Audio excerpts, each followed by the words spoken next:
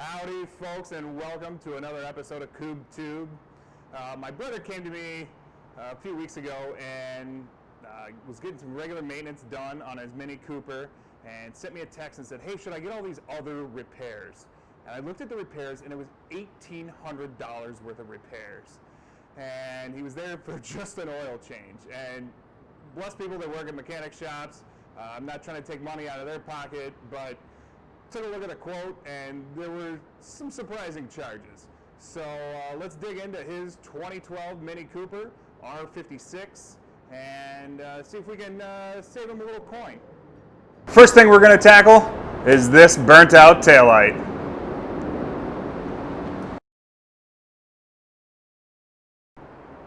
This is a pretty easy fix. You don't even need any tools. We're going to bring a flashlight along so you can see what's happening. We'll give ourselves a little extra room here. We'll put this back seat down.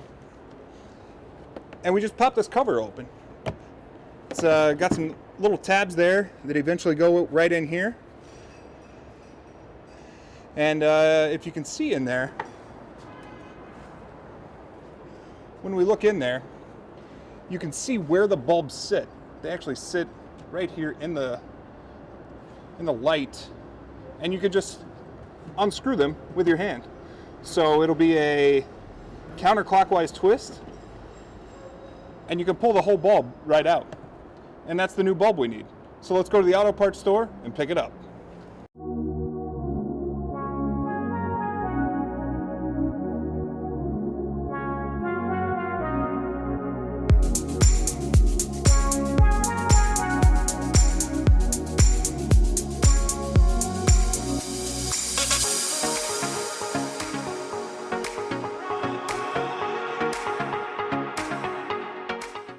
At the local auto parts store. BMW and Mini, they have quite a good little invention here. So when you take this out, you're getting the socket and the bulb. A lot of vehicles I've typically worked on is you have a socket and then there's some sort of a plug-in wiring harness that plugs into the back of the bulb. And it may just be this older vehicle, 2012, and that's why it's like this. Maybe the newer ones are a little different. So let's see what we're looking for here. We're looking for the 7506. L is going to be a long life there. So let's head on in and get a bulb. All right, we've got our bulb. We've got our socket. Let's fix this. Get our hatchback open. And again, these sockets are pretty great. Pretty easy to use here. You just twist the bulb right into the socket like that. It locks in. Whoop. And then we'll twist our bulb right back in the housing.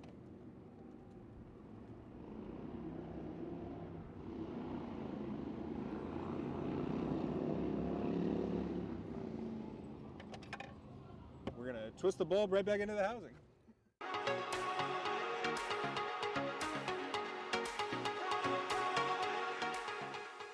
All right, we're back in the garage. A little bit of a bonehead mistake here.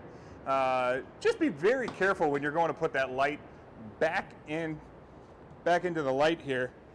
If you drop it, you've got to grab a T20 Torx head and take this light housing off. So we gently pried the plastic chrome surround off, and we're just going to take the whole housing out here. It's 3 20 Torx head screws here. And hopefully, we could hear it rattling around on the ride back from O'Reilly's, not a sponsor. So hopefully we can just give it a little push and maybe, boy, we're just rattling it all.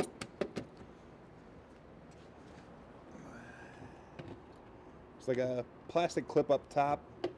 Feels like you gotta push that down to get it out. And a plastic clip at the bottom. There we go. All right, we got our light housing out, and there's our bulb buried way back in the corner there. Got some nice BMW literature here. So now that we have this out, we can see what's going on back here. So these just twist right back in here. Again, super cool by the fine folks at BMW. And I just twist right back in there. I see we have a little bit of corrosion here. Maybe there was some water in there, but we'll get the bulb back in and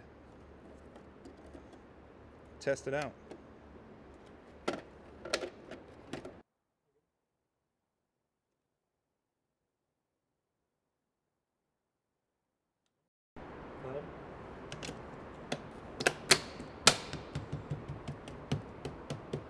Going to use a karate chop method there.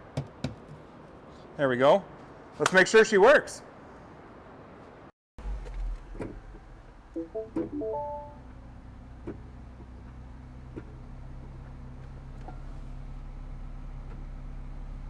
And that, folks, is an $86 fix for just a few bucks at the auto parts store.